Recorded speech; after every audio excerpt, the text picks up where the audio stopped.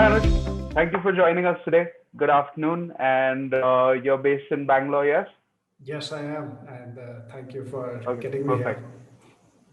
Okay, great. So quickly, everyone, Anuj is part of Opfin, which is a startup that got acquired last year by Razorpay, and they're the second such startup to get acquired by Razorpay. At that time, I don't know how many more acquisitions have taken place. You're formally working in Razorpay now. Opfin is a part of Razorpay right now, yes?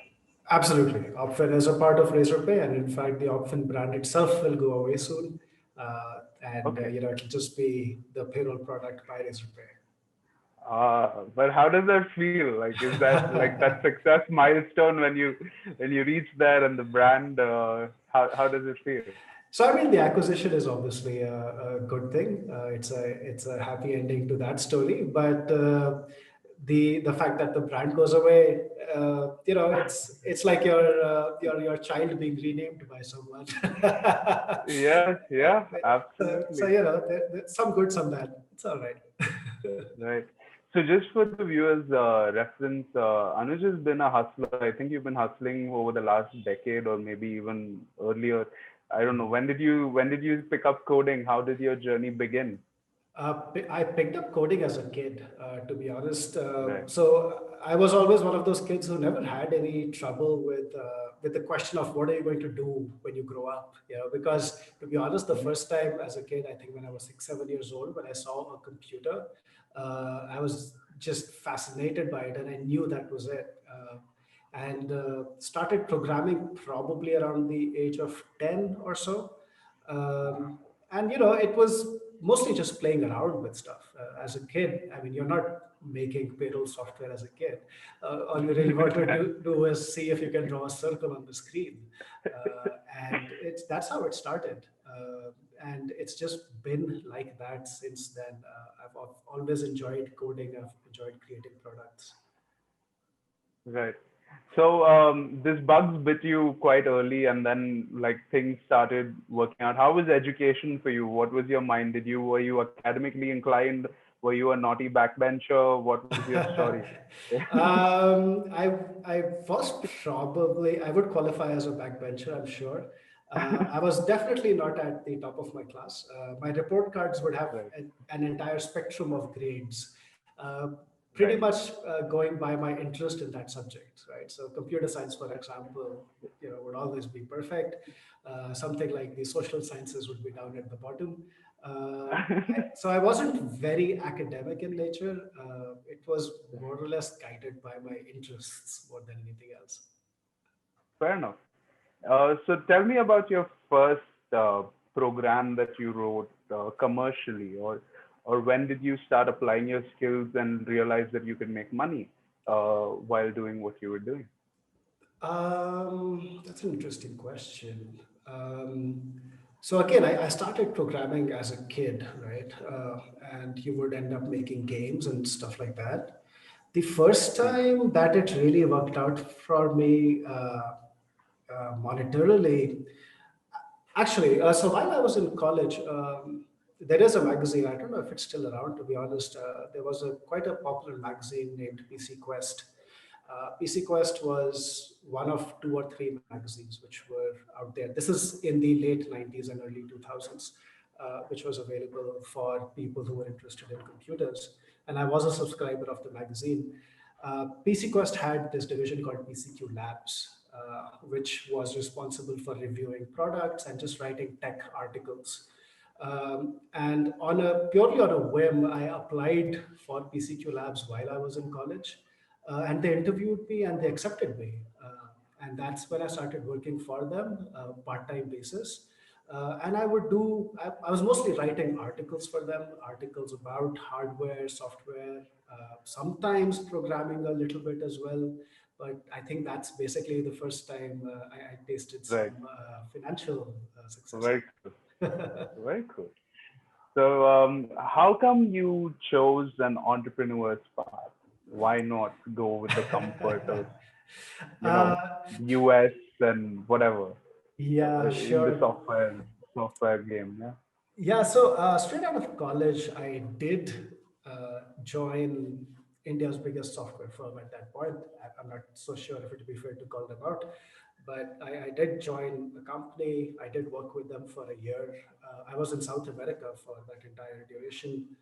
I loved the place. And did was doing quite well professionally as well. Did get promoted a couple of times within the first year. But that year was kind of enough for me to decide that I wasn't built for one of these IT majors.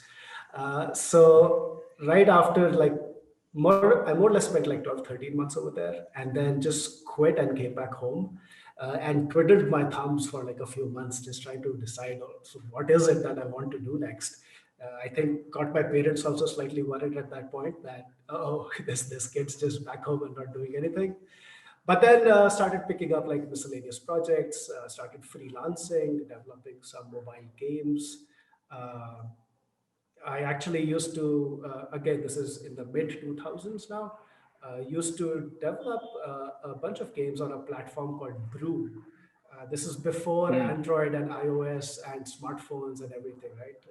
This is the age of feature phones. And in those feature phones, there was an operating system called Brew. So I used to code games in Brew for these feature phones, and they would run on Verizon in the US on that carrier. So that's kind of where my entrepreneurial journey started. And then it just continued from there. And also like consumer facing, I mean, through a B2B, but like directly your product was being used by the consumer at the end. And it was more B2C than a B2B segment is what I Yes, sense. yes, But I mean, I absolutely. could, right, Uh, right. the exact setup of the structure was slightly complex. I was working with someone who had a business built around supplying applications to carriers in the US. But of course, the end consumer here is end user, like Is somebody the, who's on their right, mobile phone right, and paying for right. your application. Absolutely. I think that's the web of technology. Like you're just going through so many different myriads, and at the end of the day, the way you come in front of the consumer and that feature that the consumer gets is probably plugged or powered by so many different layers. Right. It's very fascinating the way that your journey has like your insights of how you've seen that landscape evolve and what piece of the pie you kind of decided to focus on. So I believe Mhm. that you were also part of the Y Combinator program in 2014. Yes. So how was that experience for you? And how did that Uh, shape up Opfin? Because I think Opfin started in 2017, 18, if Right. I'm not Yes. mistaken. Yeah. So it's a slightly lengthy answer. Like this is when a lot of very interesting things were happening Yeah. in my life. Uh, so around 2013, towards the end of 2013. So I was basically working out of my home, out of my basement, literally. And what I used to do was my basement had very poor network signal. So whenever I had to talk to my wife or someone who's like on the first floor of our house, I would have to literally go up and talk to her because there was no mobile network in the basement. And I started looking for applications which I could use on my phone just to make like a voice over IP call and talk to her. And at that point, there were a few applications like Skype that were available, but they were really heavy. Like the app was massive, it would take a lot of memory, and that just wasn't really a pleasant experience. So, more or less as an experiment, I decided to build a voice over IP client just to see if I could do it. Like, this was my first project on Android. So that's where it started from, just to see, like a demonstration, like can it be done? And I built this, and I used it at home. Worked great. Shared it with a few friends. They also started using it. Put it up on a couple of websites. XD and Developers was a really popular forum for presenting new projects like these. I put it up there, and they put it on their front page the next day. So got a Wow. massive rush of users from there. And then it's interesting how YC happened because I was originally not targeting my Combinator at all. As I'd mentioned, I was in South America for a year, straight out of college, right? And I really enjoyed that place. And the government of Chile actually ran a program called Startup Chile, in which Hmm. they would ask startups to come and work out of Chile for 6 months. And I was applying for Startup Chile. And when I was applying for Startup Chile, I looked up a list of accelerators. And of course, Y Combinator was on number one. And I thought, well, I have all this material prepared for my application to Startup Chile. Why don't I just reuse the material for YC as well? And everything Right. that I knew about YC at that point suggested to me that there is no way this is going to happen. YC at that point had not invested in any Indian startups. They didn't like single founders. Like that was one of their very few things that they used to publicly acknowledge, that they would say, we don't like single founders. It's just too much work for a single founder. We've been through this several hundred times. We know statistically chances of a startup working out with a single founder are lower. So, but I applied anyway. And I applied late after the due date had already passed. So I applied, surprisingly got an interview call, and I didn't have a US visa and I had to arrange a US visa within 3 days. So, just made like an SOS call to the embassy in Delhi. That visa came through on the last day. I flew into SF, and then literally one day later gave the interview. And of course, they tell you the result the same day as well. So within like a week, I had gone from not knowing about YC to being in YC. Wow. That was pretty amazing.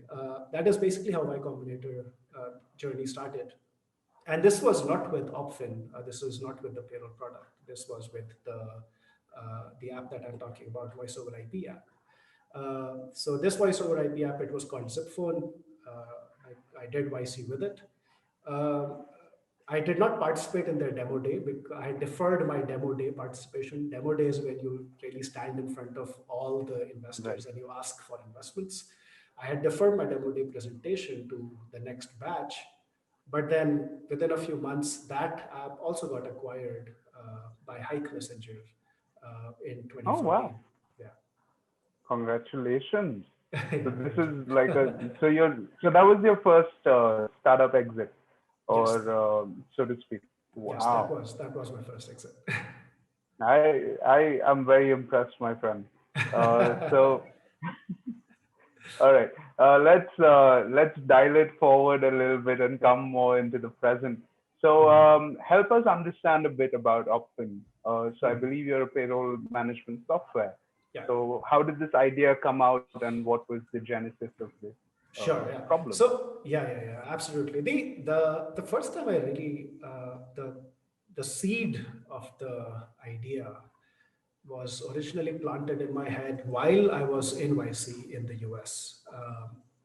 So there are two companies in the US. One is named Gusto, the other one's called Zenefits. These two companies have more or less taken over the payroll space for startups in the US. And how they've managed to do this is by just wrapping all the complexity of payroll into a really nice, easy to use interface. And it's targeted not at HR or at finance, it's targeted at founders. Like you as a business owner who has no idea of compliance or payroll or anything like that. Here is a simple platform on which you can sign up and start paying your employees, and everything gets taken care of for you. It's a black box as far as the compliance part of it is concerned. Compliance is the real pain point as far as payroll is concerned, right? Uh, if you just had to transfer a set amount of money into an employee's bank account and that was it, then that would be a simple problem to solve. Like you would just perhaps do it through internet banking or something like that. But the compliance aspect of it is the really complicated one. And compliance between India and the US is, of course, very different. But compliance is a problem everywhere. And that's where I saw somebody doing it really well. And I knew from my own past startup experience that I had struggled with the same problem.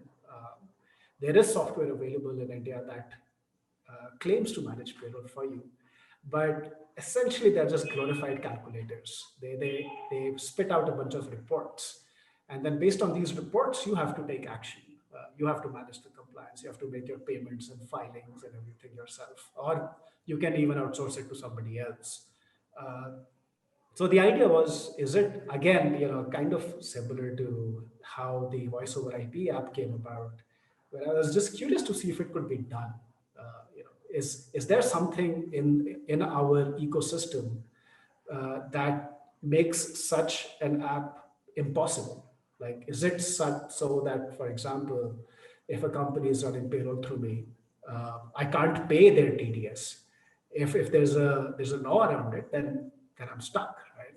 Then perhaps it's just not possible.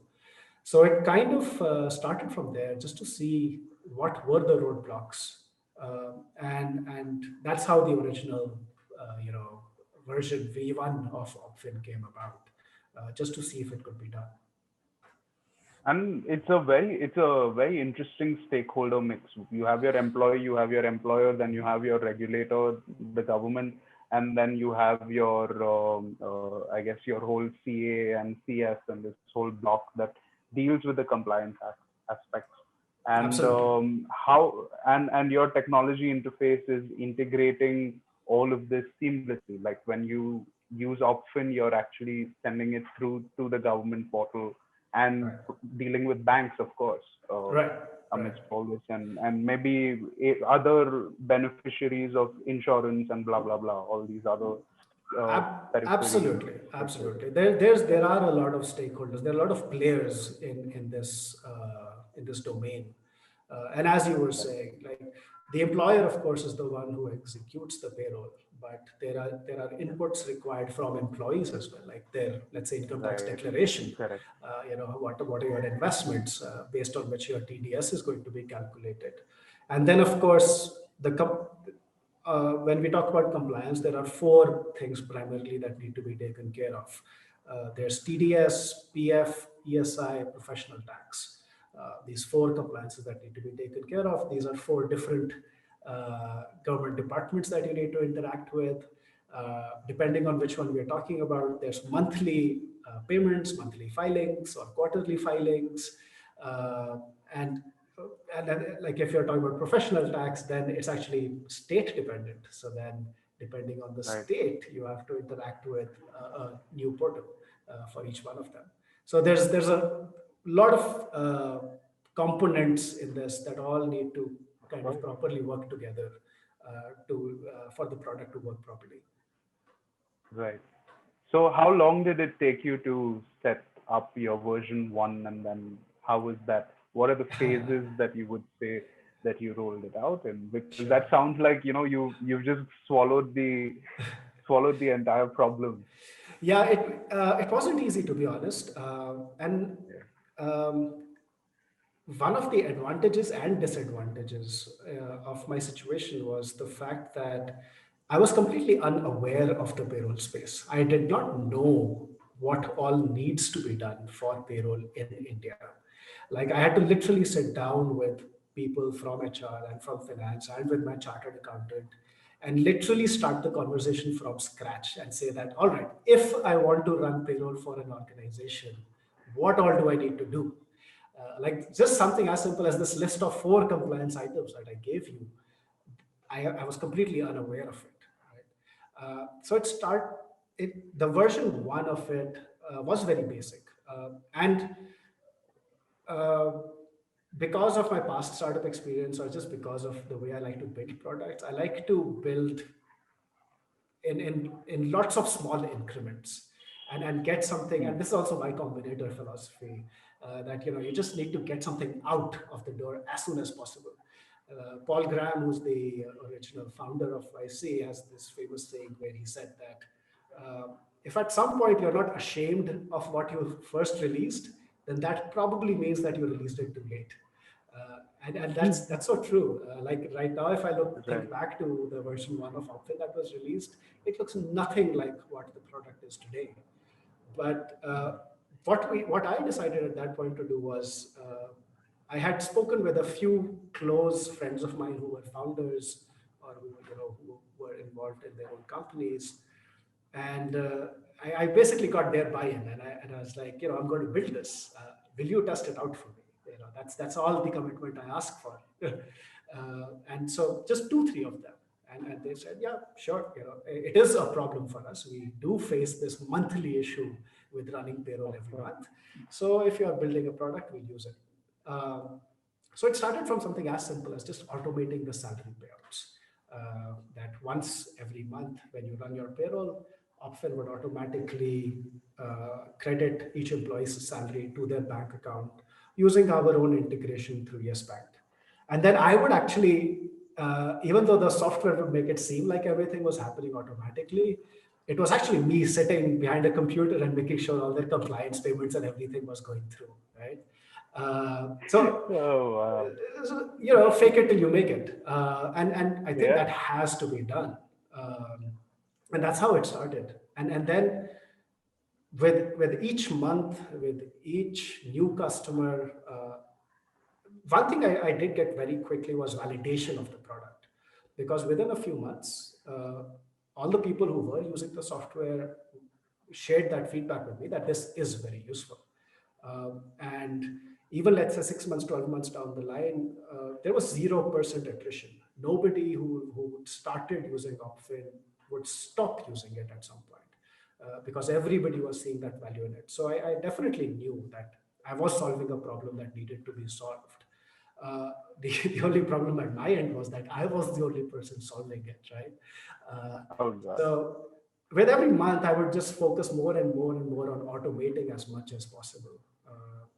That was always my focus. That uh, like why am I asking a company to use my software instead of their chartered accountant? Because what I'm really claiming is that this is a repetitive monthly task, and anything which is repetitive should be done in software. Like why should you have a person doing it? Have a computer do it for you. And that, even though that's my product's pitch, but it actually makes a lot of sense even to me. Like it's a Yep. repetitive task. I should not have people doing it even at my end. So a lot of focus was put on automation.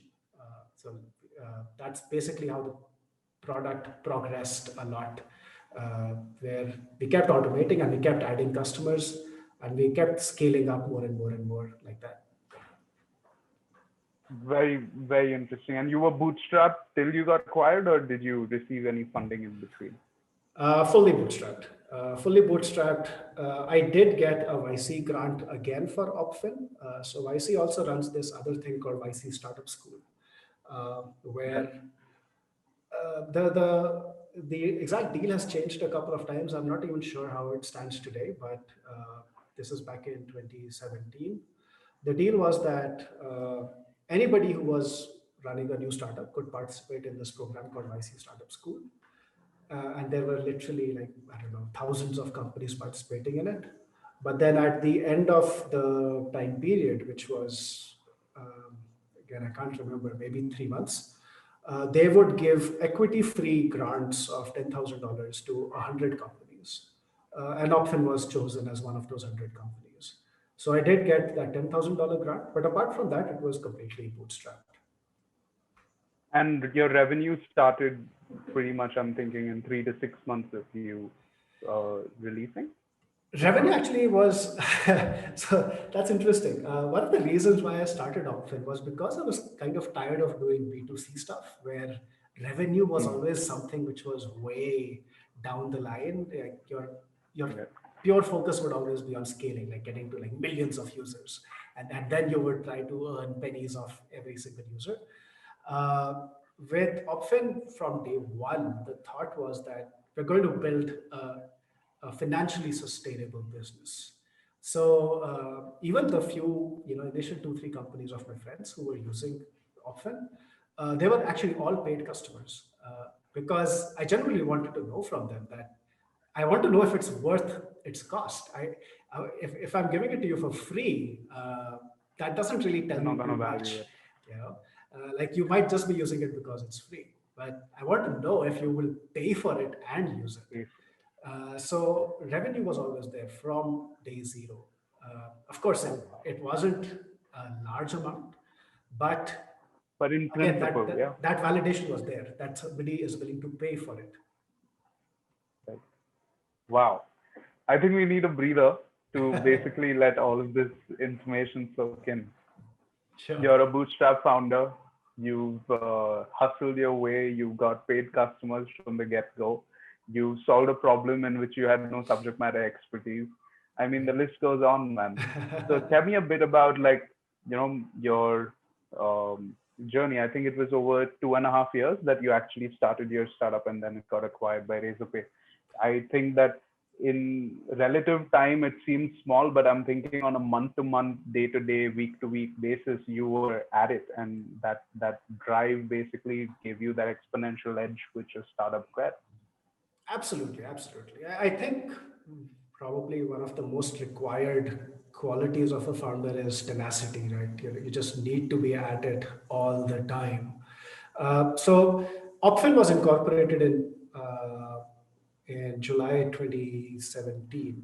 Uh, it Hmm. went live with version one in September 2017. So just a few months of hacking Right. something together and taking it out. And then it got acquired in December 2019. So it's been about 2.5 years overall before the acquisition. But for those 2.5 years, you're basically working 24 hours a day. I mean, I can't really sugarcoat it, to be honest. I used to uh, basically sleep with my laptop on my side table. As soon as I would wake up, I wouldn't even get up from bed. I would just pick up the laptop and immediately start working on it. And then there's a bunch of things that I would need to do, of course, as well, right? I was a solo founder and I didn't have any other team member as well. So I wasn't just making the product, I was also sales, You're a one support, man show. You're a QA, one man show. everything in one, right? So like I would pick up my laptop and then I would start answering customer emails. I would very often be woken up by a customer calling on my phone. That was very typical of how my day would start. And then I would just spend the entire day, let's say, giving demos and talking to customers, figuring out what needs to be done. Uh, and then I would actually start coding usually around midnight is when I would sit down because that's the only time I would get when I could completely focus on just coding. As a developer, you have this thing that you get in the zone and you need to stay in the zone. Otherwise, if a bell rings or somebody just walks in or your phone rings or something, then you get knocked out of it and it takes you a while to get back in. Right. So I would typically work till I don't know, it would depend, but 3, 4, 5 a.m. And then I would go to bed again. So every waking moment was basically spent working in some form or the other on the product. But was an acquisition your end goal, or were you planning to keep It, growing? But it was not my target at all. As I mentioned, the goal was to build a sustainable business from day zero. right, Uh, right, so the acquisition was never part of the plan. It's of course I'm happy that it happened, but then I think one of the reasons why it happened also was because it was being built as a sustainable business. Right? So true. All the indicators, yeah. yeah, it wasn't built as an acquisition target at all. Right. So you were just driving this hunger to just keep going till like, I mean, what was the end goal that you were having before, say, Razorpay entered the conversation? What was the end goal for you? I mean, I got it that you want this, but like, was it sustainable to be able to say 24/7 drive it, work hunger, like, So I have a feeling that if the acquisition had not happened, then I would have probably raised money at some point hmm, and expanded the fair team. enough, right, Because by then I also had the numbers to show to prospective investors. Like that's probably what I would have done. But right, how the conversation happened with Razorpay was again, so Razorpay itself is a YC company, right? And amazingly so, I was one of the people who recommended them to YC when they originally joined the program. So the founders of Razorpay had reached out to me since I was a right, YC alum back in right, 2015 or something. And So I always knew of Razorpay and I knew the founders. And when I was working with Hype Messenger, I used to come to Bangalore very often because half my team was in Bangalore. And I would always drive down Hosur Road and I would always see the Razorpay office. So, like they were always on my radar in some way or the other. And I was staying in touch with them. And then when Razorpay itself built its Razorpay X product, uh, they could see how a payroll product would fit into Razorpay X. And then it was just a very easy conversation to start again because we were already in touch with each other. So, just a couple of meetings really, and we kind of shook hands on it and said, all right, this is happening. True. And I mean, like, it's an acqui-hire, right? Like, what happened was your entire team was absorbed into Razorpay. My entire team of two. It was me and one other person, Rohit, who was basically managing Right, business. Yeah, right. both of us moved to Wow. Razorpay, and we are essentially still doing the same job that we were doing before. It's just that we are now doing it for Razorpay. Before we were doing it for ourselves. Fair enough. But now you're also on a super highway, not just a boutique startup or a bootstrap startup, I guess. Yes, absolutely. I mean, the Razorpay, it helps in a lot of different ways. There's a lot of cross-selling opportunities within the Razorpay ecosystem because obviously, you know, so many tens of thousands of businesses use Razorpay for their payment gateway or anything else. Plus, the Razorpay brand in itself counts for a lot now. It's much Right. easier to approach a customer as with a Razorpay product than with Opfin because nobody's heard of Opfin, but people have definitely heard of Right. Razorpay. So it helps Fair enough. in quite a few ways. All right. A personal question. I'm curious. Like, basically, you are a family man. You're married. You have a child or children. Yeah. So how do you balance this as an entrepreneur? I'm always about the person behind the startup. Uh, yeah. Again, pros and cons, So I mentioned the fact that I was working from home.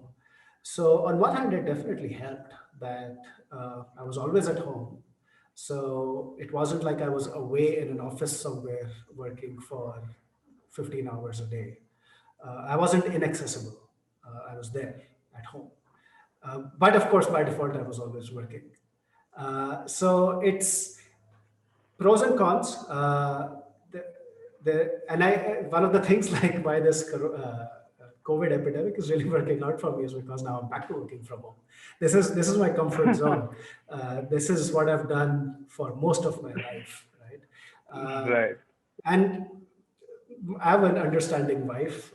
She knew what she was getting married Signing to. up for. It was quite clear. So it's you definitely need support from your family as well. And back Right. then, by the way, right now I'm in Bangalore, but one of the reasons why I could take the risks that I did was because I was living with my parents. Uh, Hmm. and so I always knew that even if things don't work out, at least I'll have a roof over my head, and I won't be going hungry. Uh, Apart from Right. that, I mean, everything else I was willing to sacrifice. But that little bit of security actually means a lot. Um, Right. and of course now we've moved out and everything, but back then it definitely made a huge difference that there was that support system which I could count on while I was just working away at my own startup uh, with with an unknown future. Let's be honest. When you start something, you never know where it's going to end up. I've had five different startups so far. A couple have succeeded, but more than a couple have failed as well. So it's you need that support system definitely. Absolutely. And I think like with the COVID situation, Corona, there has been, I mean, opportunity and obviously hardships both. Mhm. What would you say would be words of encouragement for those who are currently taking up the challenge to come up with a product that people like or people want, um, and are finding it like are currently bootstrapped, or like say if you were talking to yourself in 2017, Yeah. what would you what would you tell yourself? Um, yeah, it's look. I mean, first of all, even statistically, if you look back, difficult times are usually the times when the most successful stories do emerge. Um, Hmm. because a lot of the riffraff is taken care of. You know, like nobody is starting a startup right now just because it's cool to do so. Right? People who are in it, who are still trying, you know, who are going through the grind, who are still trying to acquire customers, even though the economy is down and everything. Uh, they are undergoing an acid test right now. And if they manage to make it through this, the journey only gets easier later. Then so, so they have a saying in the valley, you know, the valley of death.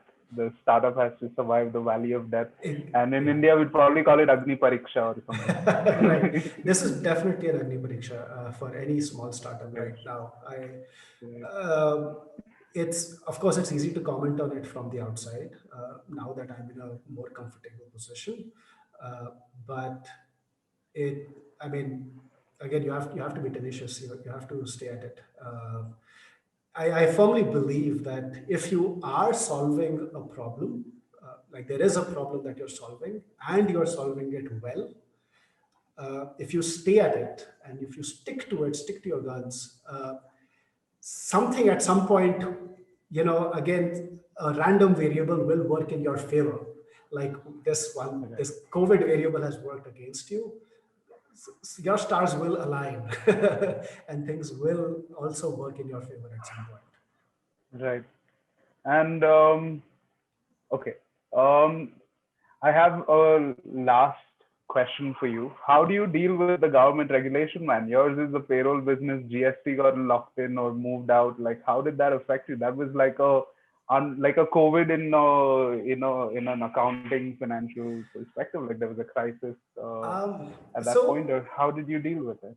so GST doesn't really affect payroll directly in Hmm. any way, apart from our But billing. the invoicing is Yeah, exactly. right. Apart from the invoicing, it doesn't really affect payroll otherwise. Like, let's say if we were a free product, then GST wouldn't have affected us at all. Nothing. But what does affect us though is we are basically slaves to the whims and fancies of the government, right? And especially during, let's say, this COVID period, there have been a lot of compliance changes. Like for PF, the government said that, all right, instead of the regular 12% contribution, organizations had the option to go to 10%. And the government would also contribute to the PF contributions under certain conditions. There were similar changes made to TDS. TDS dropped down by 25% for any contractor payment. Instead of like 10% for professional services, it became 7.5%. So all of these things you need to stay on top of all the time. And even though there is a regular cadence to it as well, like with every budget, of course, you know, the tax slabs get changed. And of course, that is something that a payroll product has to take care of. But it has been especially fluid over the last few months. A lot of changes have come in, which we've had to stay on top of. But I think one of the great advantages of software again lies in the fact that, you know, end of the day it's a code change, and you make that code change once and you're good to go. You don't need to train a team around the changes that have Right. happened. So that's True. again one of the strengths of software. Right. So that's fabulous. There is the last bit, which is our platform, is the Intuit Circle platform, Mhm. and I believe that you have been integrating with the Intuit Circle QuickBooks experience, and Yeah. if you don't mind sharing a little bit about what that journey's been like and how Intuit is helping you power prosperity. Uh, Sure, sure. Yeah, that's interesting actually. So again, big picture, if you look at the product Opfin, what we always, our promise has always been that we automate the entire payroll process for you, right? So we really, we today it is at a point where literally a company can process its entire payroll with a single click of a button. We take care of everything. All the payments happen automatically. All the compliance happens automatically. They don't have to do anything. One of the missing pieces that we had was the fact that even though our system worked very well in isolation, uh, it did interface very well with accounting software. So if you're running a business, it's great that you're Hmm. taking care of your payroll, but at the end of the day, it still has to show up in your books, right? And this was a recurring request from our customers that it would be fantastic if we could just close that loop and ensure that their books could also be managed at the same time automatically through Opfin. So QuickBooks actually surfaced as one of the most popular packages that's being used by startups in India for managing their books. And we looked it up. We saw what the integration, how complicated or easy it was.